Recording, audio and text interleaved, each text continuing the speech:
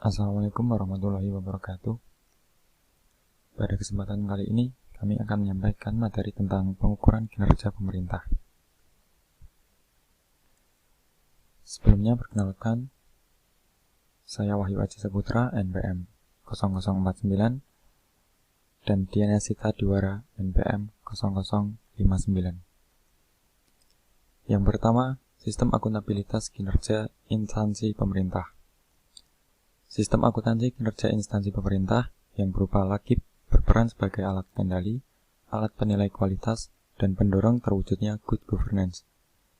LAKIP juga berfungsi sebagai media pertanggungjawaban kepada publik. LAKIP disusun dan disampaikan secara tertulis, periodik, dan melembaga. LAKIP dapat dikategorikan sebagai laporan rutin karena paling tidak disusun dan disampaikan kepada pihak-pihak yang berkepentingan setahun sekali. Pada dasarnya, LAKIP ini memuat informasi kinerja, yakni hasil pengolahan data capaian kinerja yang membandingkan antara realisasi capaian kinerja dengan rencana kinerja. Selanjutnya, tahapan pelaksanaan akuntabilitas kinerja. Tahapan yang harus dilalui unit organisasi dalam mengimplementasikan akuntabilitas kinerja adalah sebagai berikut. Yang pertama, menyusun perencanaan jangka menengah. Dalam penyusunan perencanaan ini, yang harus ditetapkan adalah visi, misi, dan tujuan. Kemudian juga ada sasaran dan indikator kinerja, serta target yang ingin dicapai dalam jangka menengah. Yang kedua, menyusun perencanaan kinerja tahunan. Ini menjabarkan rencana jangka menengah dengan menetapkan hasil-hasil yang ingin dicapai serta program dan keinginan yang akan dilaksanakan dalam 1 tahun beserta indikator kinerja dan targetnya. Yang ketiga, membuat penetapan kinerja dengan atasan. Menandatangani komitmen dengan atasan mengenai kinerja yang akan diwujudkan dalam 1 tahun mendatang melalui penetapan tenaga kerja. Yang keempat, melaksanakan rencana. Pada tahapan ini, yang dilakukan adalah melaksanakan program atau kegiatan yang telah direncanakan sebelumnya. Kemudian yang kelima, mengukur pencapaian rencana. Mengukur realisasi dan target-target yang telah ditetapkan, serta melakukan evaluasi dan analisis mengenai keberhasilan dan kegagalan pencapaian target. Kemudian yang terakhir, melaporkan capaian. Membuat laporan akuntabilitas kinerja yang memberikan informasi mengenai keberhasilan maupun kegagalan yang dicapai dalam mencapai target LAKIP. Kemudian selanjutnya ada rencana strategis. Perencanaan strategis merupakan proses sistematis dan berkelanjutan dari pengambilan keputusan yang beresiko tentang masa depan, dengan memanfaatkan sebanyak-banyaknya pengetahuan yang antisipatif dan organisasi serta sistematis usaha-usaha melaksanakan keputusan tersebut, serta mengukur hasilnya melalui umpan balik yang terorganisasi dan sistematis. Kemudian komponen-komponen dari rencana strategis sendiri ada 5. Yang pertama, visi yang berkaitan dengan pandangan ke depan dari unit organisasi. Yang kedua, misi sendiri merupakan suatu yang diemban atau dilaksanakan oleh unit organisasi sebagai penjabaran visi. Yang ketiga, tujuan. Tujuan dapat dinyatakan dalam bentuk kuantitatif atau kualitatif dan harus dapat menunjukkan suatu kondisi yang ingin dicapai di masa mendatang. Yang keempat, sasaran dan indikator kinerja utama. Sasaran merupakan hasil yang akan dicapai secara nyata oleh unit organisasi dalam rumusan yang lebih spesifik, terukur, dan dalam kurun waktu yang lebih pendek dari tujuan. Yang terakhir ada strategi. Strategi merupakan cara untuk mencapai tujuan dan sasaran yang dijabarkan ke dalam kebijakan dan program. Yang selanjutnya, rencana kinerja tahunan. Rencana kinerja sebagai penjabaran dari sasaran dan program yang telah ditetapkan dalam rancangan strategis sebelumnya. Kemudian, komponen-komponen dari rencana kinerja tahunan sendiri adalah yang pertama, sasaran. Sasaran yang dimaksud pada rencana kinerja ini adalah sasaran sebagaimana dimuat dalam dokumen rencana strategis. Yang kedua, indikator kinerja sasaran. Indikator kinerja sasaran atau IKU adalah ukuran kuantitatif yang menggambarkan variabel atau ukuran pencapaian sasaran yang telah ditetapkan. Yang ketiga, program. Program yang ditetapkan merupakan program yang akan dilaksanakan pada tahun tertentu sebagai cara untuk mencapai sasaran yang telah ditetapkan. Kemudian yang keempat, kegiatan. Kegiatan adalah tindakan nyata dalam jangka waktu tertentu yang dilakukan oleh unit kerja sesuai dengan kebijakan dan program yang telah ditetapkan dengan memanfaatkan sumber daya yang ada. Kemudian yang kelima, indikator kinerja kegiatan. Indikator kinerja adalah ukuran kuantitatif yang menggambarkan tingkat pencapaian suatu kegiatan yang telah ditetapkan. Selanjutnya, penetapan kinerja.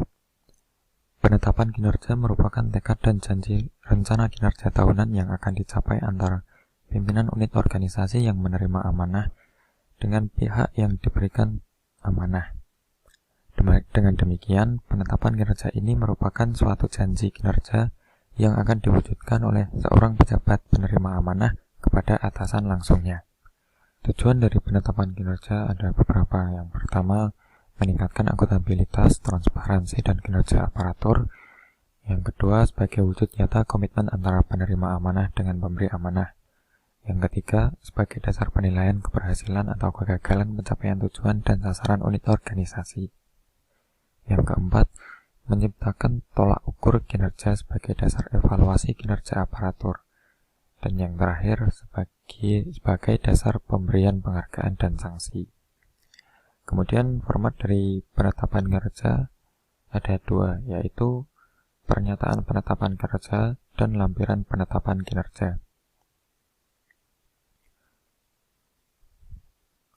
Pernyataan penetapan kinerja merupakan suatu pernyataan kesanggupan dari pimpinan atau dari instansi organisasi penerima amanah kepada atasan langsungnya untuk mewujudkan suatu target kinerja tertentu. Kemudian lampiran penetapan kinerja merupakan bagian yang tidak terpisahkan dengan dokumen penetapan kinerja. Selanjutnya adalah indikator kinerja utama. Kinerja utama terkandung dalam tujuan dan sasaran strategis organisasi, sehingga IKU atau Key Performance Indicator merupakan ukuran keberhasilan dari suatu tujuan dan sasaran strategis organisasi. Yang pertama adalah tujuan penetapan. Tujuan penetapan dari indikator kinerja utama yang pertama adalah untuk memperoleh informasi kinerja yang penting dan diperlukan dalam menyelenggarakan manajemen kinerja secara baik. Dan yang kedua adalah untuk memperoleh ukuran keberhasilan dari pencapaian suatu tujuan dan sasaran strategis organisasi yang digunakan untuk perbaikan kinerja dan peningkatan akuntabilitas kinerja. Selanjutnya adalah langkah-langkah indikator kinerja utama.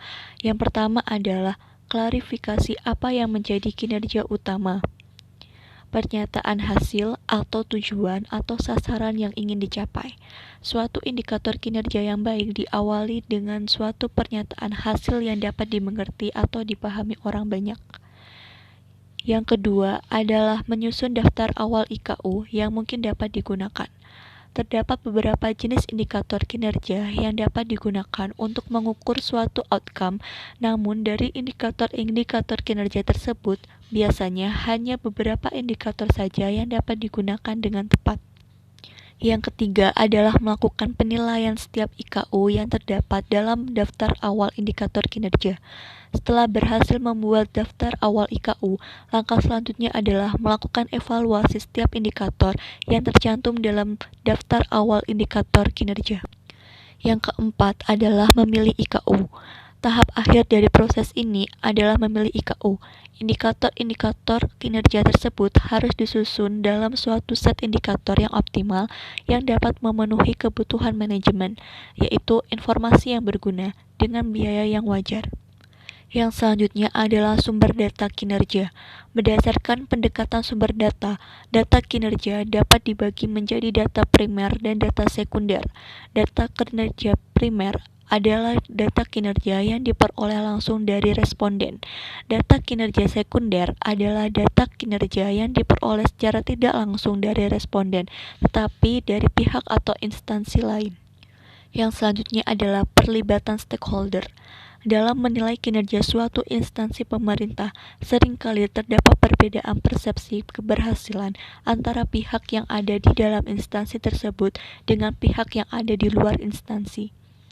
Untuk mempersempit kesenjangan yang ada tersebut, maka perlibatan berbagai pihak yang terkait dengan instansi pemerintah tersebut perlu dilakukan. Perlibatan para stakeholder ini tentunya tidak dimaksudkan untuk sekedar melakukan sosialisasi terhadap tugas dan fungsi instansi tersebut, ataupun sekedar memenuhi harapan stakeholder semata. Namun, yang lebih penting adalah menyatukan persepsi tentang apa yang patut menjadi ukuran kinerja instansi tersebut.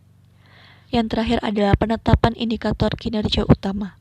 Kepala unit organisasi wajib menetapkan IKU di lingkungan organisasinya yang merupakan gambaran ukuran-ukuran keberhasilan dari sasaran atau tujuan organisasi masing-masing. IKU di tingkat unit organisasi tersebut kemudian akan diselaraskan oleh tim di tingkat kementerian dalam rangka menetapkan IKU di tingkat kementerian. Baik, selanjutnya adalah pengukuran kinerja. Pengukuran kinerja digunakan sebagai dasar untuk menilai keberhasilan dan kegagalan pencapaian sasaran yang dikaitkan dengan strategi. Yang pertama adalah kerangka pengukuran kinerja. Pengukuran dilakukan dengan memanfaatkan data kinerja melalui dua sumber, yaitu data internal yang berasal dari sistem informasi yang diterapkan pada instansi, dan yang kedua adalah data eksternal yang berasal dari luar instansi, baik data primer maupun data sekunder. Yang kedua adalah evaluasi kinerja. Evaluasi bertujuan agar diketahui pencapaian realisasi, kemajuan, dan kendala agar dapat dinilai dan dipelajari guna perbaikan pelaksanaan program atau kegiatan di masa yang akan datang. Evaluasi juga dilakukan terhadap setiap perbedaan kinerja atau performance gap yang terjadi, baik terhadap penyebab terjadinya gap maupun strategi pemecahan masalah yang telah dan akan dilaksanakan. Yang terakhir adalah analisis akuntabilitas kinerja. Laporan akuntabilitas kinerja harus menyajikan data dan informasi relevan bagi pembuat keputusan agar dapat menginterpretasikan keberhasilan dan kegagalan secara lebih luas dan mendalam. Oleh karena itu, perlu dibuat suatu analisis tentang pencapaian akuntabilitas kinerja instansi secara keseluruhan. Analisis tersebut meliputi urutan keterkaitan pencapaian kinerja kegiatan dengan program dalam mewujudkan sasaran sebagaimana ditetapkan dalam rencana strategis. Poin selanjutnya adalah pelaporan kinerja. Pelaporan ini dimaksudkan untuk mengomunikasikan capaian kinerja unit organisasi dalam suatu tahun anggaran yang dikaitkan dengan proses pencapaian tujuan atau sasaran strategis organisasi. Yang pertama adalah penanggung jawab penyusunan laporan kinerja. Penanggung jawab penyusunan laporan kinerja di tingkat kementerian adalah Menteri. Penanggung jawab penyusunan laporan kinerja di unit kerja eselon 1 adalah Sekretaris Jenderal atau Direktur Jenderal atau Inspektur Jenderal atau Kepala Badan. Penanggung jawab penyusunan laporan kinerja di Satuan Kerja eselon 2 adalah Direktur atau Kepala Biro atau Kepala Pusat. Penanggung jawab penyusunan laporan kinerja di subunit kerja pelaksana teknis adalah Kepala UPT. Selanjutnya adalah prinsip-prinsip pelaporan. Memiliki 3 prinsip. Yang pertama adalah prinsip lingkup pertanggungjawaban, yaitu hal-hal yang dilaporkan harus proporsional dengan lingkup kewenangan dan tanggung jawab masing-masing dan memuat baik mengenai kegagalan maupun keberhasilan. Yang kedua adalah prinsip prioritas. Kinerja yang dilaporkan adalah hal-hal yang penting dan relevan bagi pengambil keputusan dan pertanggungjawaban instansi yang diperlukan untuk upaya-upaya tindak lanjutnya. Dan yang terakhir adalah prinsip manfaat. Manfaat laporan harus lebih besar daripada biaya penyusunannya, dan laporan harus mempunyai manfaat bagi peningkatan pencapaian kinerja. Yang ketiga adalah mekanisme pelaporan. Adapun mekanisme pelaporan sebagai berikut. Yang pertama adalah setiap satuan kinerja eselon 2 dan subunit kerja atau UPT membuat laporan akuntabilitas kinerja dan disampaikan kepada unit kerja eselon 1 yang membawahinya. Yang kedua adalah setiap unit kerja eselon 1 membuat laporan akuntabilitas kinerja dan disampaikan kepada menteri. Yang ketiga, berdasarkan laporan akuntabilitas kinerja unit kerja eselon 1, kemudian disusun laporan akuntabilitas kinerja tingkat kementerian yang kemudian disampaikan kepada Presiden dan Wakil Presiden paling lambat 2,5 bulan setelah tahun anggaran berakhir atau tanggal 15 Maret pada setiap tahunnya. Dan yang terakhir adalah manfaat pelaporan. Laporan akuntabilitas kinerja bermanfaat untuk meningkatkan kredibilitas instansi di mata instansi yang lebih tinggi. Yang kedua adalah umpan balik untuk peningkatan kinerja, baik antara lain melalui perbaikan penerapan fungsi-fungsi manajemen secara benar, mulai dari perencanaan kinerja hingga kepada evaluasi kinerja, serta pengembangan nilai-nilai akuntabilitas. Yang ketiga, mengetahui dan menilai keberhasilan dan kegagalan dalam melaksanakan tugas dan tanggung jawab unit organisasi. Yang keempat, mendorong unit organisasi untuk menyelenggarakan tugas umum pemerintahan dan pembangunan secara baik, sesuai ketentuan peraturan perundangan yang berlaku, kebijakan yang transparan dan dapat dipertanggungjawabkan kepada masyarakat. Dan manfaat yang terakhir adalah menjadikan instansi pemerintah yang akuntabel, sehingga dapat beroperasi secara efisien, efektif, dan responsif terhadap aspirasi masyarakat dan lingkungannya. Baik, sekian presentasi dari kami. Apabila ada kekurangan, mohon maaf. Wassalamualaikum warahmatullahi wabarakatuh.